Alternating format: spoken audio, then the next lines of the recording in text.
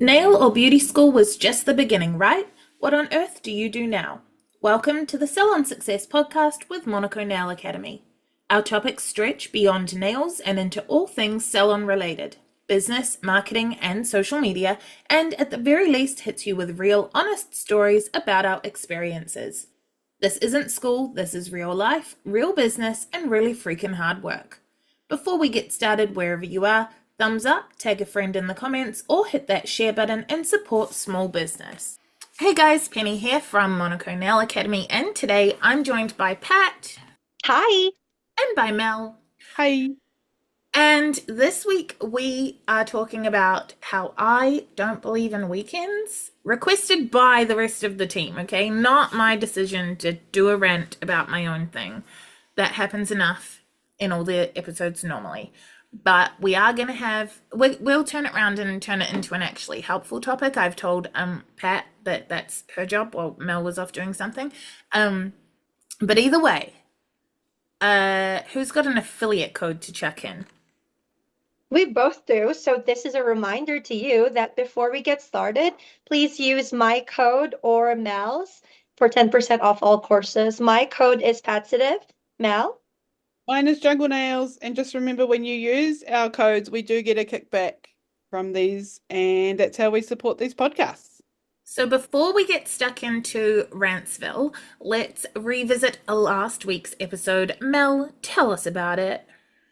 Last week, we were talking about how we prep for Christmas and advice to you guys about how you can start getting ready for Christmas, which when you're listening to this with future Mel and future Penny and Pat, you should be well into your prepping, getting organized for Christmas. Yeah, it's not long to go now. And here's your friendly reminder not to spend too much money on your clients. Remember, you need to make a profit, okay? Look after you. Does that come from experience, Pat? It's from last week. You told me that I'm going to have negative 17% profit. And I was like, reflecting. Okay, so this whole topic started from a salon snippet from a few weeks ago, which are the short episodes we do from time to time. We were originally talking about what we do in our off time. And then I said on a tangent that I don't believe in weekends. So I think this whole episode is going to be a tangent in theory, because I don't want to just rant the whole time. Pat and Mel assure me that it's going to turn into a productive conversation. But where this starts is I like working on weekends, and clients and people are always like, oh, but you can't work all the time. And my answer is that weekends aren't freaking real. They were invented by Henry Ford in the Industrial Revolution. You can fact check me all you want if you want to fight about it, but basically the basics, they're not 100% Encyclopedia Britannica, but the basics are that something along the lines of, in England, in the Industrial Revolution, people would go to church and then get shit-faced after church and then be really unproductive the next day. So factories started giving people the day off after and making them work longer hours the other days so that they had a hangover day, and then the rest of the time they would be more productive. Henry Ford saw that model and adopted it and made the 40-hour working week and invented weekends, which means weekends have only existed for 150 years. They're not real, and I don't understand why we wish away 5 out of 7 days of our life to look forward to 2 out of 7 days of our lives. It doesn't make sense. So I do whatever the F I want on whatever the day I want, and try and do a little bit of work every day and a little bit of fun every day, and not subscribe to that model of that. I know not everyone, especially in the Monaco community, we have a lot of people that will agree and already kind of subscribe to this weekends don't exist thing without really knowing they do, but they'll just be like, yeah, I do that. But there are a lot of people that are like, well, I get up at this time, get ready for work so that I look nice for the people that I'm going to sit next to while sitting at my computer, and then I'm going to commute, and then I'm going to work with my 1 hour prescribed lunch break, and then I'm going to commute back, and then I'm going to do this, that, and the other. And like everything is like, I hate Mondays, or happy hump day, we're on the downhill slope to the weekend, or thank God it's Friday. Like, why can't we just curate lives where we actually enjoy every day and not wish away 5/7 of our life in order to enjoy 2/7 of our lives, when half of that Saturday is probably chores that you didn't have time to do during the week anyway? And I'm not saying that like everybody can have their perfect dream life and like afford to do things part-time or anything like that, because Lordy knows I do not work part-time. I just work a little bit every day. And if I don't feel like it, I don't. Not like, obviously, if I've got clients booked, I do my clients. But what I mean is like, I've created a life which took a long time to do, but I've created a life where I can be a little bit more flexible and be like, well, I was going to edit the podcast today, but actually, I'm really not in the mood. The sun's out. I think I'm going to go spend an hour in the garden, and then I'm going to like edit the podcast. Or I really can't get my head around editing the podcast today, so I'm going to get ahead on my bookkeeping for the week, or like whatever. It's usually the other way around. It's usually I'm supposed to be doing emails and bookkeeping today, but editing the podcast is more fun, so I'll do that today. But I try and have it a bit more flexible. And yeah, just I probably do work every single day, but when I tell people that I work weekends, I like working weekends, and I don't believe in weekends, most people think that what I mean is that I'm doing that same 9 to 5 repeat day on like 7 days a week. I'm not, I'm just not for that. And I'm not arguing for like working part time or that everything should be easy. I'm just saying I think that we as society should be curating lives that are a little more flexible and a little more enjoyable. I think it's like it to us, right? Like, I know when I grew up, like nothing was open on a Saturday, Sunday. So you just did stuff with your family. Like you went to the park, you went to the wherever. Like, yeah, I don't know. I guess it's just being like ingrained in us that it's normal to work your bum off for 5 days to have 2 days off. Like my dad did that, my granddad probably did that. So Your I don't great know, granddad sure as hell did not, though. but why? But why? Like why did they do that? I don't know. Well, like, yeah, your great granddad didn't because they hadn't been invented. Yeah. There's all this talk about like, oh, but you should work really, really hard, or you need to do like work-life balance, blah, blah, blah. There's like apparently Bill Gates said that when he was younger, he didn't believe in vacations, and he also didn't believe in weekends. But he's coming at it from a different perspective from you, Penny. Like he would have been like, no, everyone needs to work long hours. It wasn't, he didn't believe in weekends because he was like, but you have to keep working, working, working. And that's probably what people are thinking when you say you don't believe in weekends. But even Bill Gates is like, oh, actually, like I should have a bit of balance in life and work. And I think that goes back to what you're saying, that we need to curate our lives so that we enjoy our work and we enjoy our leisure time. Like you might do some gardening because the sun is out, so you might change your hours up a bit. Or yeah, it's Sunday, but just because everyone else says it's the day to rest, that doesn't mean that you can't see clients because you want to like spread out your hours, Like for me, I definitely don't want to be working like 8 hours in my salon, for example, like in a row. It would be more like I want to spread it out because I want to have all this other time to do my passion projects. And because, like some people live to work and some people work to live. And we should be able to just find a nice harmony in terms of our family life and our personal life and our work life.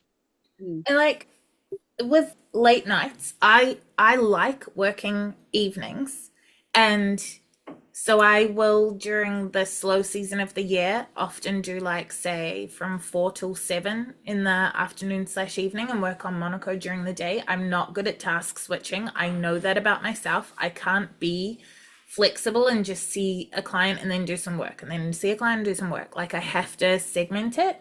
But often, even if I take a client at 2 o'clock, people will be like, "Oh, am I your last client for the day?" I'm like, "No, you're my first." Even at 4 o'clock, people will say, and I'm like, "No, you're my first client for the day." Or they'll say, "Am I your last client for the day?" And I'll say, "No, two more." And they'll be like, "Two more? What time do you finish?" I'll be like, "I don't know, 6 o'clock." Like it doesn't even have to be late when they ask this question.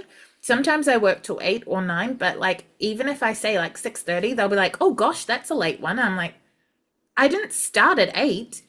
Like people are assuming that because I'm working late, I also worked early. And chances are I did, because we all know that I wake up very, very early and I do work then. But nothing says I didn't read my book in the sun for 2 hours in the middle. Like nothing. I've just switched around the order of my day so that if I want to go do anything, I can do it at any time. And obviously clients book in, that's an exception, but I have opened my client hours in a way that they fit around the other things that are often a priority. But yeah, like I just don't like my brain stops working in the evening. So I would be doing nothing productive if I wasn't doing clients. I would be watching TV. And I know for my mental health that spending a lot of time watching TV doesn't do well for me personally. So I want to avoid that. So sometimes I will, like I read a lot and stuff, so I might read, but if I'm real tired, I can't concentrate on a book, so I'll end up watching TV. So why not take that time and work where I don't need to stop and think about the steps for doing nails anymore? The troubleshooting comes pretty naturally this long in, and like client energy is sort of feeding me kind of thing. So why not just juggle my day around and put things at their optimal times of day? It makes so much more sense. And even just thinking while you were chatting, when people go, "Oh, work-life balance, work hard and then chill." Like it's so off balance. Like I think about my husband, right? So he works Monday to Friday, like 60 plus hours a week. And then what? He gets 48 hours off. Most And of which he's sleeping. yeah, so like how is that balanced? Like it's so off balanced, but it's so normal. Like I remember like people saying like, "Oh yeah, you just work your butt off during the week and you work hard and then you can relax." Like it's not balanced though, is it? Like, geez. It's not even relaxing, it's recovering. Yeah. Because you work so hard that you get like people live for the 3 day weekend because they get all their chores done on Saturday and whatever else, and then they get a day to relax because 2 days is often for a lot of people not enough to catch up and then recharge. You're only ever just getting back to nil. Yeah. Yeah, pretty much. Hey guys, Penny from the future here. Want to take your salon to the next level? Discover the Salon Success Accelerator. 8 weeks to unleashing your salon's full potential. Gain complete access to the Salon Success course, where you'll learn how to build a solid business plan, develop a powerful brand, set the right prices, and create effective marketing strategies. Plus, benefit from 30 hours of additional recorded content, weekly one-on-one coaching sessions, and our exclusive group chat for personalized support. Starting every first of the month, this accelerator program provides a structured path to achieving salon success.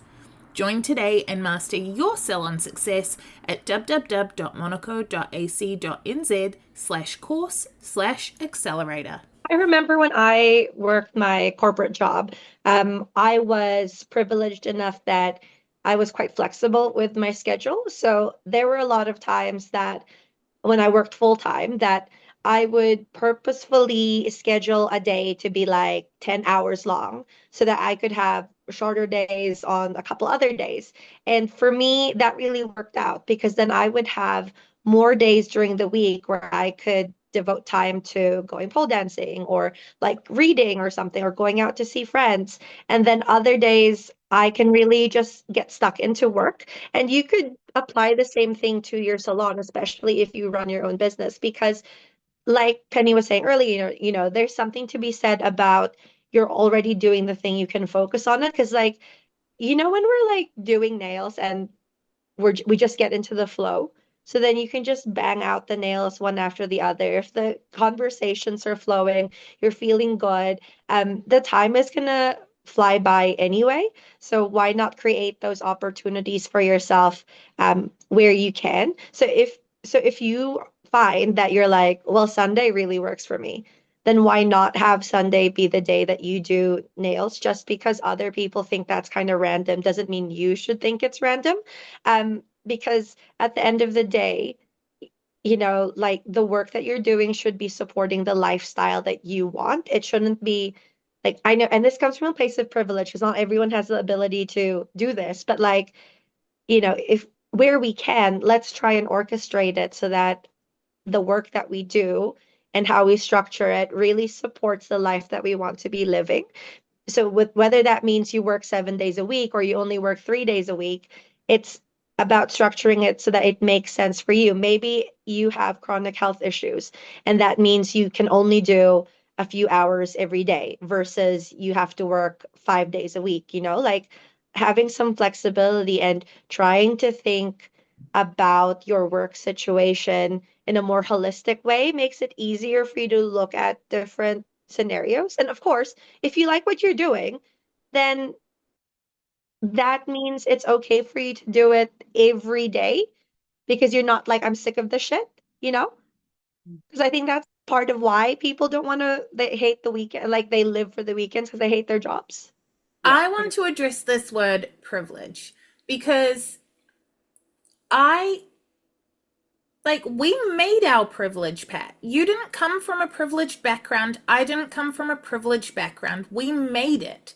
I definitely came from a privileged background. So No, you are an immigrant in a country that is not always accepting to immigrants.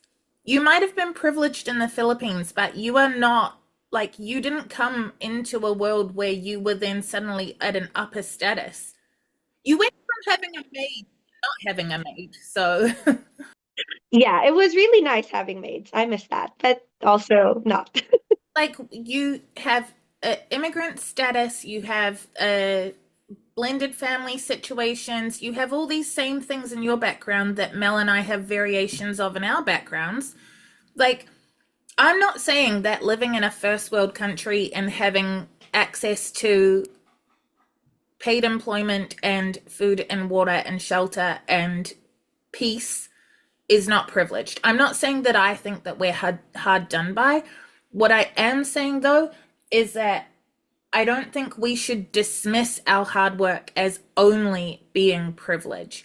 Like, a lot of people, clients and stuff, when I say like, oh, well, I work like this, or I own my house by myself, or I like whatever, I live by the beach, a lot of people refer to it as lucky. And I'm like, no, this was not handed to me. Like, I do work hard. Thank you very much, Bill Gates.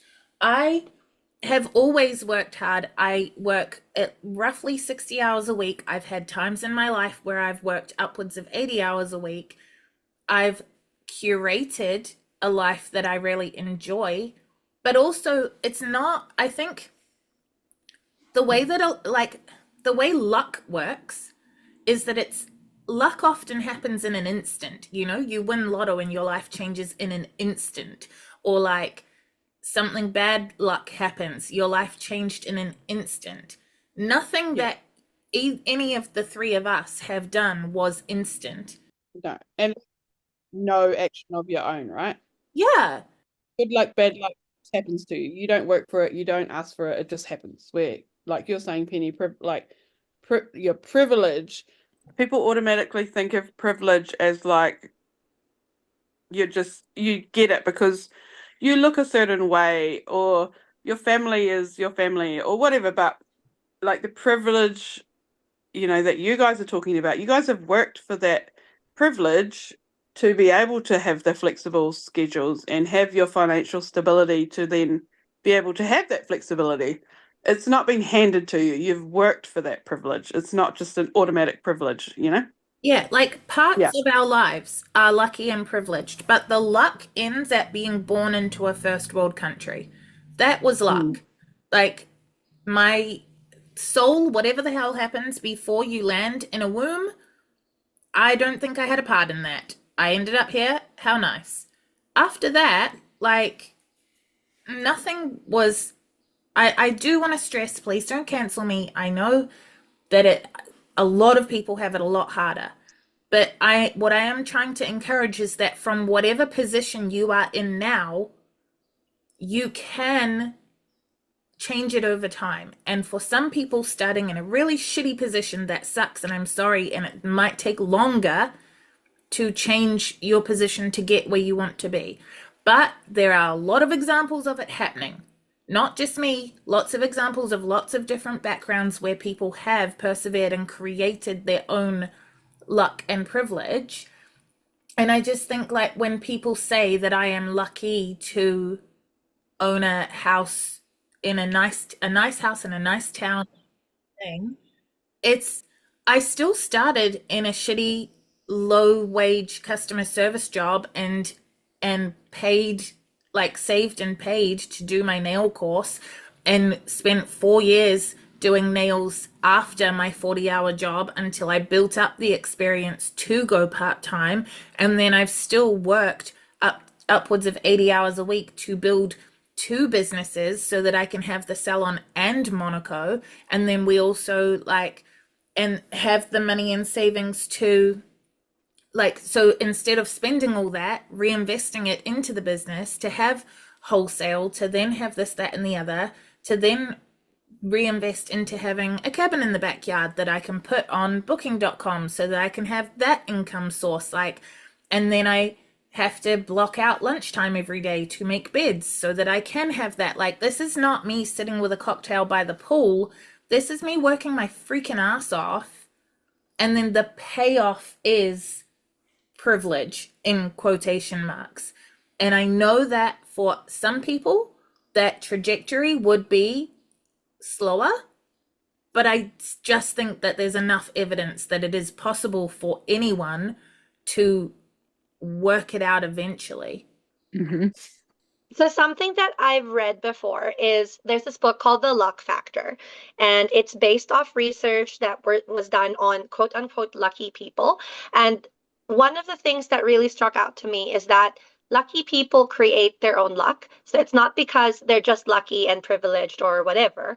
It's that I'm going to read out the 4 things. It's that lucky people are skilled at creating and noticing chance opportunities. So it's actually having your eyes open to seeing what's out there. So for example, Penny noticing that, hey, I could totally turn the cabin into an Airbnb. Or me noticing that Monaco had a sale and then immediately jumping on it. Or like Mel noticing something like a mentor opportunity and being able to jump into that. But not just noticing it, but actually being willing to do it. Because number 2 is that lucky people make lucky decisions because they listen to their intuition, so you back yourself and you go, I'm willing to give that a go and see where it leads me, because unlucky people won't back themselves and they'll just be like, nah, nothing's going to come of it anyway. And that leads to number 3. We create self-fulfilling prophecies because we have positive expectations. So if we think there's a good chance of this working out, nail tech, Airbnb, moving to another town, if you think positively, then you're finding ways to make those good outcomes happen for yourself. And that ties into number 4. You adopt a resilient attitude that transforms your bad luck into good, because, here's an example from the book. There was one guy who self-describes as being lucky. He fell down some stairs and broke his leg. People might say, oh my God, that's so unlucky you broke your leg. But the way that guy saw it was actually, it was so lucky that he broke his leg, because if he hadn't broken his leg, he wouldn't have ended up in the hospital where he fell in love with the nurse who was looking after him, and now they're married. So almost like about being able to reframe. So again, there was work put into all of these. We created our own luck, and that's how we became lucky people. But being like, oh my gosh, you're so lucky, and just being dismissive, that's super rude, because literally the science shows that lucky people create their luck. There was work that got put into that. It ties to everything, eh? Even like relationships. People will say, "Oh my God, you're so lucky. You've got such a whatever nice partner or whatever." But you choose that and you set it's a whole thing. Like shit just doesn't happen for you. Like you got to work and get it if you want it, I guess. And like Pat, you saying that we expect positive outcomes, I can't remember how it was worded, but like also though, it's just about taking risk. Like, I've said before on a different episode that there's a quote, I can't remember who it's attributed to, but the only difference between winners and losers is that winners haven't quit yet. And I think that that's the same thing with like expecting positive outcomes. I don't necessarily expect a positive outcome, but I will try everything. So I think people who are quote unquote lucky, and what a tangent we're on, but people who are lucky are just willing to take a risk, because the thing is that for like, if I know the outcome will be bad, I won't do it. But if I know it will be good, or if I know it could be good, I'll just YOLO it and do it anyway and see what happens. And let me tell you, sometimes it fails really freaking bad. Like, there's a whole episode we could do about the time that employee fraud left me in nearly $200,000 of debt that I didn't accrue, but I had to pay back as the director of the company. Like, I have not just sat here and let money roll in and stuff. Like, shit has happened. And but I still take another risk. See what happens. And you turned it all around. Like other people would have just been like, that's the end of it then. But you turned that all around. Yeah, my mum literally sat down in the lounge with me and begged me to declare bankruptcy because I was so stressed, and she was like, it's going to kill you. And I was like, no. And then now look, we all still have jobs and stuff. Like, that was a long time ago now. That's not even recent history. We could do a whole thing on that. But like, you know, it's not even just a positive outlook. It's just willingness to take risks. And I think to tie it back to the whole weekends thing, like, it's just willingness to step outside the box. That's step outside the normal like expectations, or like like people go, oh, they won't be open on a Sunday. Like, why? Penny's open on a Sunday. Yeah. And then sometimes I'll get people saying, oh, I saw you were open on Sunday, but I didn't want to bother you on a Sunday. And I was like, if I'm open, I'm asking you to bother me, please. Please pay my fees. Give me money. Yeah. I'm not open on a Sunday because I desperately need the work. I'm open on a Sunday because those are my hours. And even if it was because I desperately need the work, then you really should book with me. This happens, I'm talking weekly, that someone will apologize for booking in my opening hours. You literally have a sign, don't you, that says like, please come. You're not bothering me. You're paying me money. Like, please come. Yeah. I have a sign that sits on my desk because when I'm working on Monaco stuff, I'm inside. And if it's Monaco out, if it's salon hours, but I don't have a booking, my flag is out and there is a sign on my desk that literally, like Mel said, says, if you can't see me, I'm just inside or in the garden, ring the bell, and I've got a portable doorbell that sits in front of the sign, and I'll be right out. You're not bothering me. You're paying my bills. And then I also have a regularly scheduled every 11-day caption that says basically the same thing. Like, people apologize for booking evenings and weekends, but we're choosing these hours. Like, don't feel bad. Yeah, because I know just as like a person, if I went in somewhere like your cabin, if I didn't know you and just wanted nails or whatever, and went in and nobody was there, I'd be like, oh, well, they must be busy. And I would just be like, oh, I don't want to bother them. And I'd just leave. Like, nah, people ring the doorbell all the time. We're funny. It works real well. I think part of why people are always apologizing for being like, oh, I don't want to bother you on this, blah, blah, blah, blah, blah. I think part of that is because a lot of people lead lives where they do feel like they're obligated to do things they don't want to do. Whereas we do, at least the three of us, have worked really hard to try and cultivate a life where we're doing the things we want to do at the time that we want to do them. And So we're like, yeah, because I want to do that. That's why it's available for you. Where somebody else will be like, oh, I had to do this, like I was forced to do this. But it's like, well, that's not how we're living. So please go ahead and just book the hours that we have said are available to you. Hannah mentioned the other day, not on the podcast, but like to a group of us doing Accelerator. She was saying how she doesn't advertise her opening hours. I think Penny does the same thing because to her, she wanted to be able to change her hours and have that flexibility. And I was like, oh my God, I'm going to steal that because then I can just randomly have a Sunday open if that's what I want. And then I don't have to feel locked into like specific hours that I don't want to work. I don't want to feel that sense of obligation.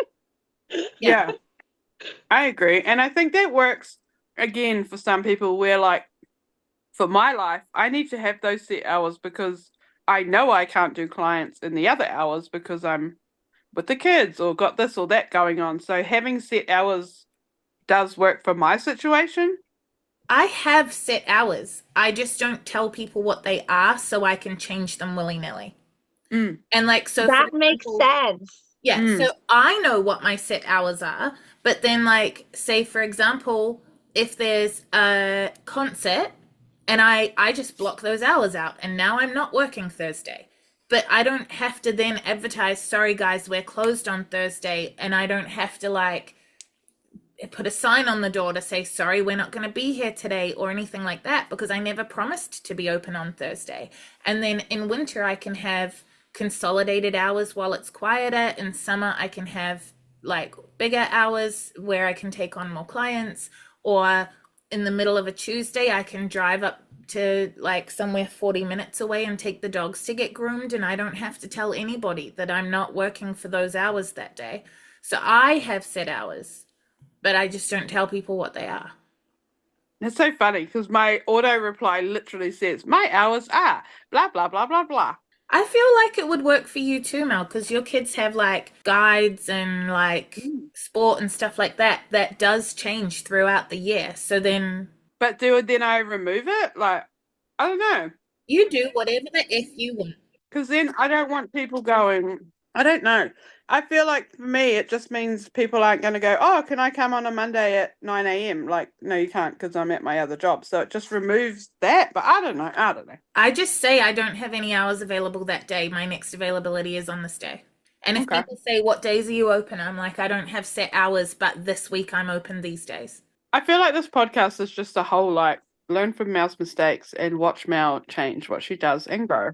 It's not a mistake though, because our whole point of this particular episode is do whatever the F you want to do and stop having to follow everybody else's rules. So if having set hours makes you feel good and you want to, like for some people having like a cabin in the front yard or whatever, they might want to sit in there and wait for walk-ins or whatever in different circumstances.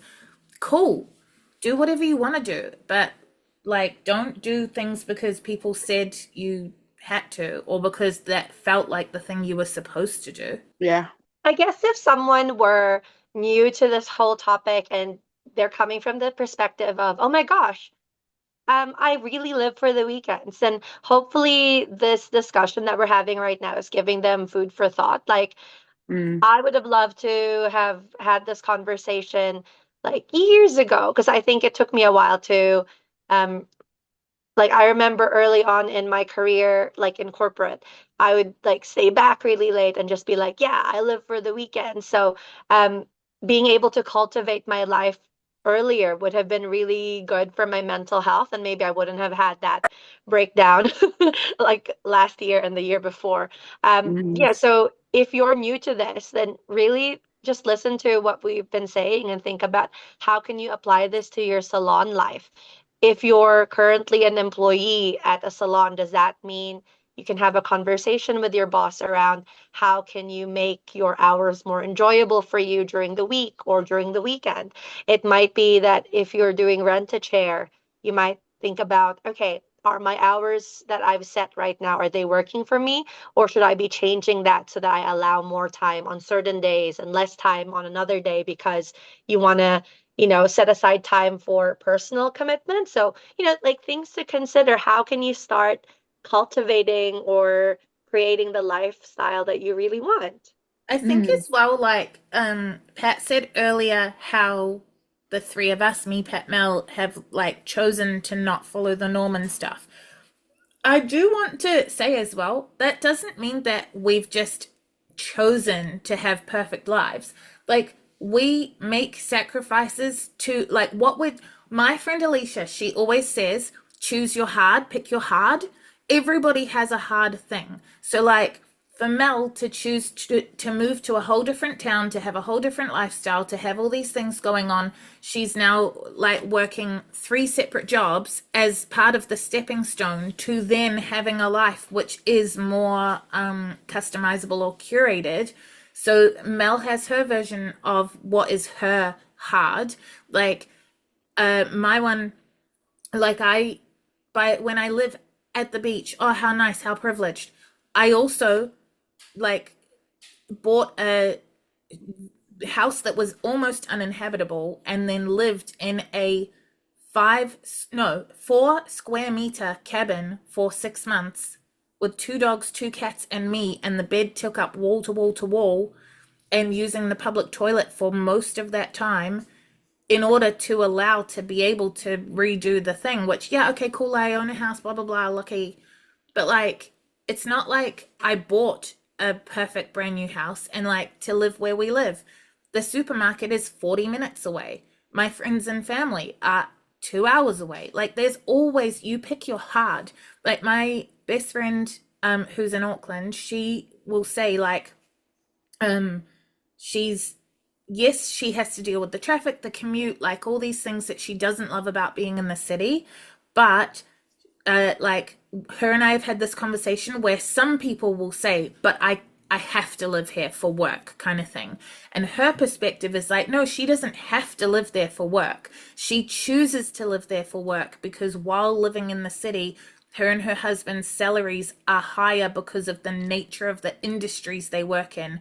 The jobs they have don't exist outside the city, so they choose the hards that come with the traffic, the increased living expenses, and all that stuff so that they can make that amount of money now so that they can then have a more privileged life later. So they're still choosing a hard. Do they want to be commuting for hours a day and having massive busy schedules all the time trying to be everything to everyone? No. But they are in the curating process of getting to the bit where they have the things they want. Like, everybody has a hard. Not everything is just easy peasy and we're just doing this by luck / choice. That's another aspect of working hard to have the things. Hey guys, Future Penny here again. Just a super quick interruption to let you know that if you head to monaco.ac.nz/subscribe, not only can you sign up to our weekly newsletter, but you'll also get a free video lesson from our course, The Art of Pigments. That's monaco.ac.nz/subscribe. Speaking of people curating their lives to make it what they want, I guess, we've talked about how we've got it pretty good and we've set up our lives a certain way. What would you change about your life right now? Is there anything that you want to work towards? Maybe a bit of accountability by sharing it with the world. I don't know, actually. I think I'm just, like Penny was saying about her friend, we're just in the stage of where we're just working our butts off at the moment to get to actually where we want to be, to create the life for us in a few years' time. And then that then filters down to my kids, which then creates that life for them as well. So we're definitely in the time where we are just working our butts off to create what we want in like 5 years' time. But will we still be here in 5 years? I fucking hope not. Like, I don't want to be working 3 jobs for the next 5 years. But for now, it's like creating what we want in the future. But what would I change? I don't know, because even though it's shit, and we were talking about it not long ago, how my days are just crazy busy, I can see how it's going to pay off in the long run. So, yeah. I think I'm not very good at simple answers because what would I change? Nothing. But then, like, what would I change? Well, obviously, I would just not work. I'd just sit with a margarita. In Bali. In Bali. Because Mel's sending me to Bali. For a whole month. Yeah. But like my life is pretty good, but I don't want to say that and have people have the misconception that like my good is the same as their good. I really like my job. I like working. Um, I have spent like Monaco is 13 years in. I've spent a lot of that time making slow incremental movements to get to this point. I am not good at teaching when I have to do it every day or even every week. So I have slowly, inch by inch, moved Monaco in a direction that other people who are much better at that level of social interaction are doing the social interaction. And then I am doing things where I can guide them and I can use my strengths to guide the course direction and like podcasts and stuff like that. But where, I don't know, like the podcast, if we are in the middle of an episode and I want a coffee, I can say, hey, Mel, can you take over? I need to step away for a second. She will. And I edit that out. I go get a cup of tea. I come back. You guys listening have no idea it ever happened. You can't do that in a live class when you run out of spoons and you just need to step away for a second. So I've curated or moved Monaco inch by inch by inch to be something I like doing. That doesn't mean I love every part of it. Like in between recording this episode and the last episode, I was dealing with someone who's annoyed that we didn't meet their expectations with an aspect of an order that they received. Okay, it's not all fun. That was hard. I don't like being yelled at. But I like pretty much all of my job. I like my house and my animals and my family and my lifestyle. I'd like to be, I mean, right, I think what it is that I just like what I'm working towards and I have a complete understanding that I'm working towards something. Like, do I want to pay my mortgage every week? No, but I have an understanding that this is the phase, like Mel was saying, she's in a season. I'm in a season where every cent from the Airbnb goes either to paying off like or like improving the Airbnbs or paying extra payments on my mortgage so that I can try and be mortgage free at an earlier date than what my current mortgage schedule allows. So would I like to be mortgage free? Yes.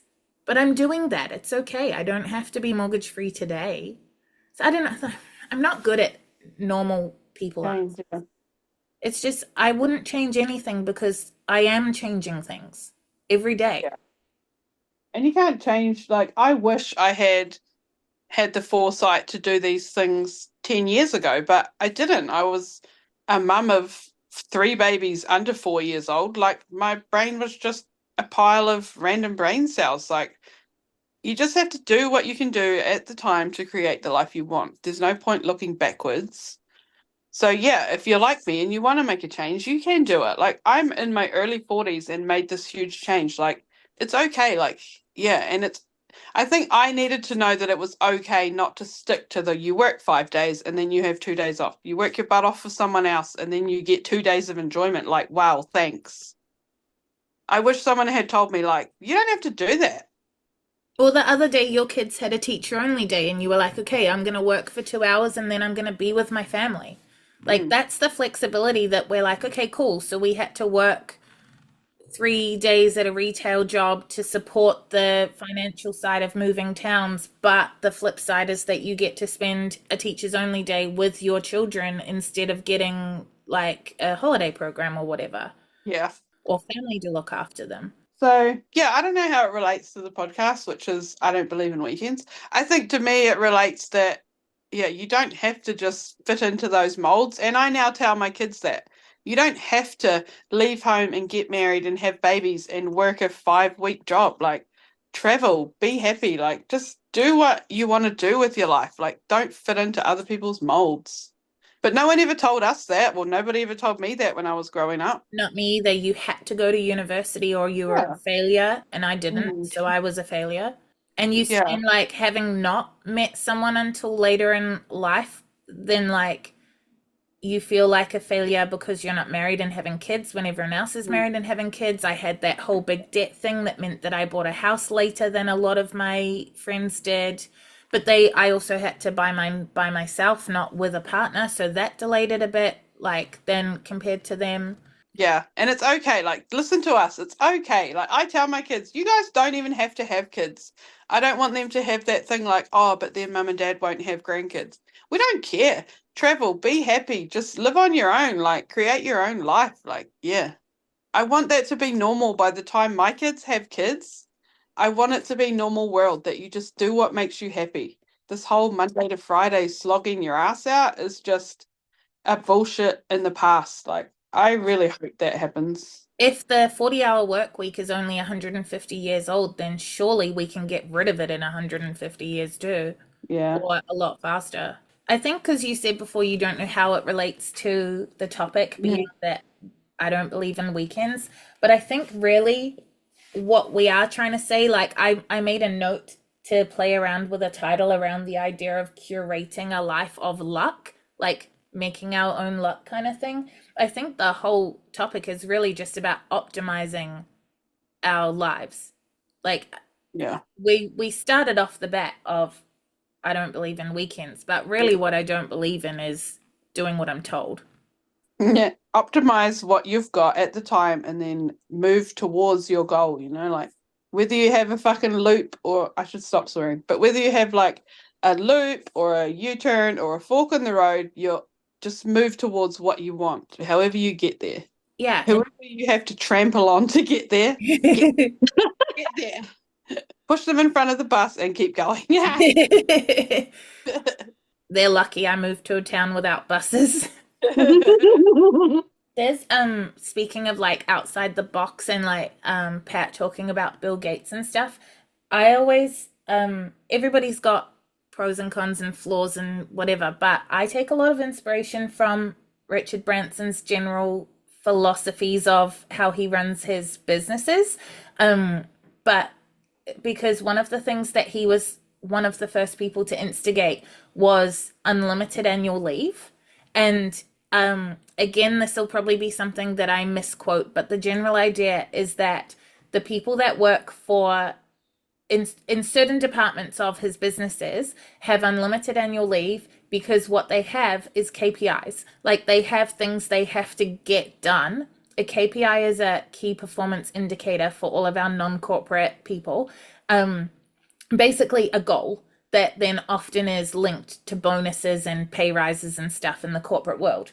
But so like everyone, not everyone, but the people where it works have things they have to get done. Like we need to make this much money this year if they're in a sales team, or we need to complete this project or stuff like that. And as long as their job gets done, their pay, or the way that he described it in what I read, was that the pay is for the job done, not the hours done. So if he says, I need a project manager that is going to execute these 3 projects over the next 12-month plan, well, what someone is saying when they hire someone for a job is, I expect that you can get it done in 40 hours per week for like 48 weeks. And for that, I'm willing to pay you X amount of dollars. That just happens to work out to be such and such per hour of the expected working week. But what he's saying is like, why do you have to sit there until 5 o'clock if you finished the thing you can do at 4:30? And if you can get the whole project done in 3 months, why do you have to be there the rest of the time? Like everyone is essentially saying like they're exchanging an outcome for money. It's just that in some cases, like with you guys with live classes, the outcome that I need is 3 hours and 25 minutes of your time, unfortunately. So you can't really say, well, if I teach her really fast, can I go home early? Well, in the case of a student, they have exchanged money for a specific amount of time.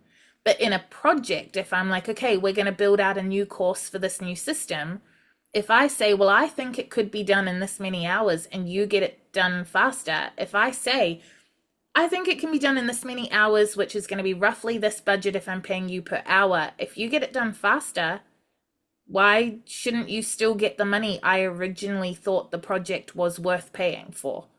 So like that's just another example of going outside the box, and they refer to it as unlimited annual leave, but basically it means that you can do whatever the heck you want as long as your work is done. It makes total sense. Sidebar, we should totally have a conversation/podcast episode talking about KPIs for salon owners, because I think that might be interesting in terms of, monitoring progress that we can cultivate the life that we want. Yeah, that makes sense. It's just like another example of we don't have to do what we're told. I think this also ties into, so there's this book called Great by Choice by Jim Collins. And one of the things that he talks about in the book is about the race to the South Pole back in 1911. And one team was like, we're just going to go and try to march when conditions are good, like the sun is out. If it's like super shitty weather, we're going to just like rest and like relax. And then, just take it as we go. The other team is like, okay, every day we're going to go 20 miles. It doesn't matter, rain or shine. I don't know if it was raining or shining. I don't know the weather in Antarctica. Anyway, they were like committed. We're going to do 20 miles a day. So they were more interested in the outcome versus like, I don't know, like the situation that they found themselves in. The team that was like 20 miles a day, they made it to the South Pole 34 days before their competitors. Some of the teams that were like, we're only going to go when the weather's good, a lot of them ended up dying, which is like really intense. But the way I'm thinking it's related to this conversation is that you can figure out what your 20 miles is. Like what are the things that you need to do? What are your KPIs that you need to achieve? And then when you've achieved it, cool, then you can fuck off, but you still need to get the work done, whether that's you getting it done on a Sunday, you getting it done on a Monday. What do you need to get done during the week or during the month that for a fact that these are the non-negotiables to keep yourself running as a person, but also to keep your business running in general? Because you don't want to end up in a situation where you've just gone, I really, really just want to like have a Mai Tai by the beach. And the next thing you know, you have no money, because part of creating the life that you want is you still need to make sure the bills get paid. Penny from the future back again to quickly interrupt and remind you to sign up for the Salon Success Accelerator, an 8-week course that helps you unleash your salon's full potential. Find out more at monaco.ac.nz/course/accelerator. I think we have discovered a flaw in the phrase create the life you love or whatever. I think it's optimizing, because none of us are on the beach in Bali sipping Mai Tais for the rest of eternity. And we would be bored shitless. We would hate 100%. If we ended up in that situation, I think you would probably just start another business for the fun of it. 100%. It's already happening in my brain. I just wouldn't. I tell you what I would do. That's when I could write the book I've had on my list to write a book for a specific book for ever. And I could do that. But we're not creating this dream life. We're creating a realistic dream life. We are optimizing life. Optimizing, I think, is an important part of it. It's recognizing what you want, how to get it, and then getting it at the time that it's going to work. I don't know how to phrase it. Basically, we all know I get up early. I wake up naturally fairly early, but the defining feature is that when I wake up, my brain works instantly. That you can chalk down to luck. I don't care. But I know that my brain works when I wake up, and I know that in the afternoon and especially into the evening, I turn into a pumpkin brain-wise. So I go to bed early to encourage my natural body clock to wake up early, because then I get more hours in the morning to get shit done. if I don't wake up to an alarm. That's not luck. That's because I curated a life where I didn't have to wake up to an alarm. I don't wake up to an alarm. I wake up naturally. I will go to sleep early to encourage myself to wake up in the fours. But if I wake up in the sixes, that's okay. I don't care, because that's what I've done, is optimize a life where no one dies if I sleep in.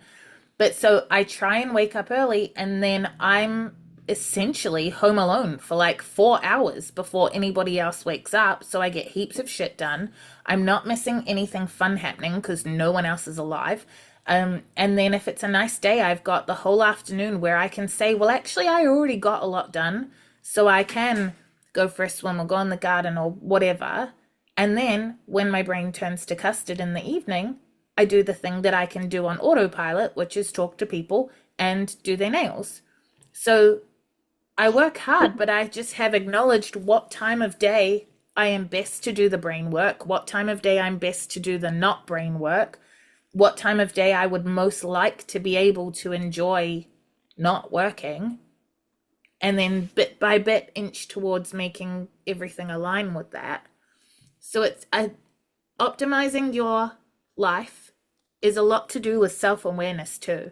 For me, I really like the term work-life harmony, or even just having a harmonious life. Because if you think about instruments, when you have an orchestra and they're all trying to create one beautiful song or masterpiece, all of the instruments are doing different things, but they're playing in harmony. So the different aspects of your life, they're doing different things and they're for different purposes. But if they're working in concert, then there's a harmony and there's a melody that's made, which in this metaphor is like the life that you're living.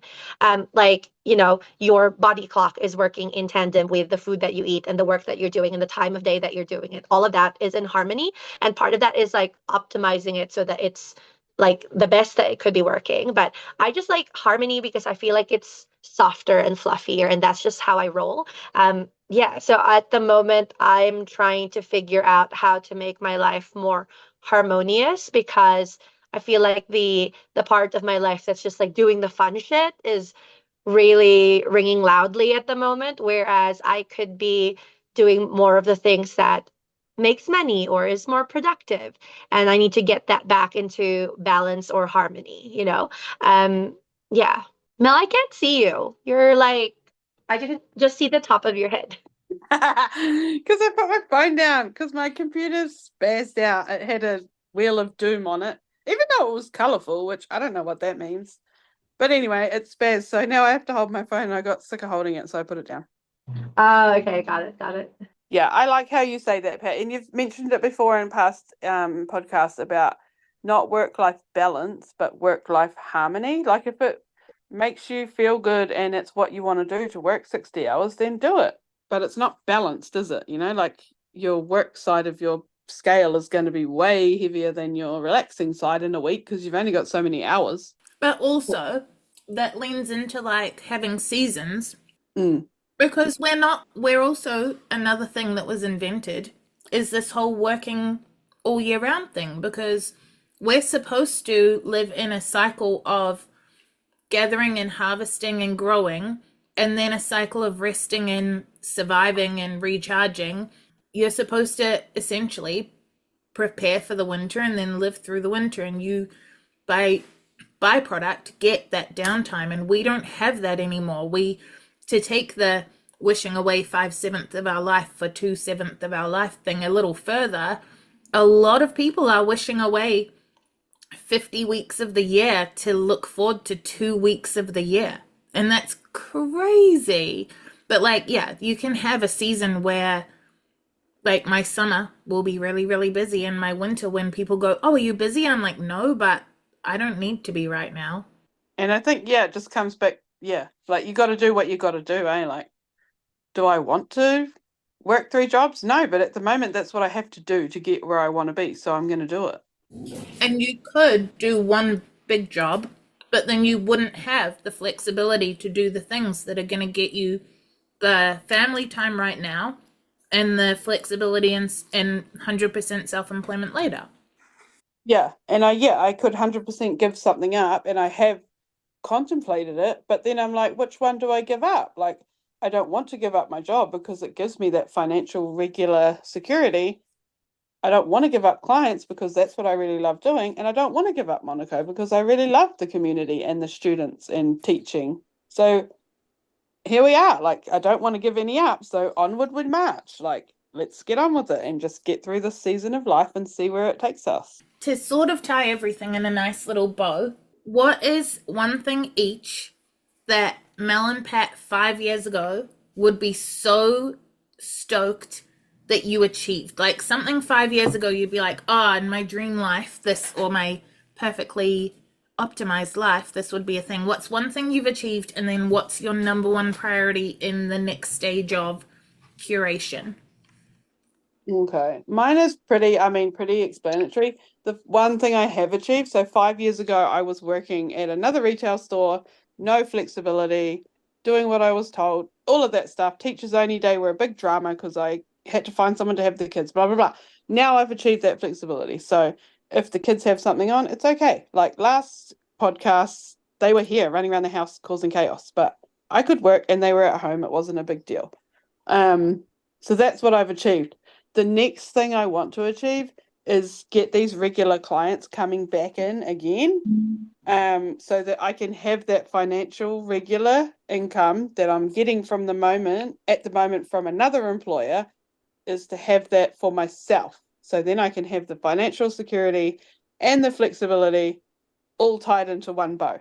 That sounds really good. For me, I am like the Pat of 5 years ago would be really proud and stoked to hear that we bought a house in like a quote unquote shitty area of New Zealand, which has allowed me to um, step away from corporate and be able to start looking at, starting my own business, doing like contracting with Monaco and just exploring my options because I've always wanted to start a business, but I've always been like, oh, no, I can't do that. But now I'm in the middle of it, like literally it's like we're working on marketing. We're like, like dealing with like leads from clients. It's like really, really cool. So I'm really happy that I've done that. I think what's next for me is how do I really step up that part, like how do I just, I guess, supercharge it so that I'm able to, make more money from salon work and from contracting while still maintaining the ability to work on my passion projects and just be a blob and just chill when I want to. So I guess like, I don't know, thinking about my energy cycles and my mental health, how do I balance my financial goals with my like looking after myself goals? Yeah. That's the thing, right? Is where I can optimize by hour of the day because I'm neurospicy, but I am mentally healthy. So that is where you can call it privilege, you can call it whatever you want, but I am able to optimize on a daily basis. But when you have a life where you don't believe in weekends, for you, Pat, where you do have mental health to take into consideration, you can curate on a seasonal basis.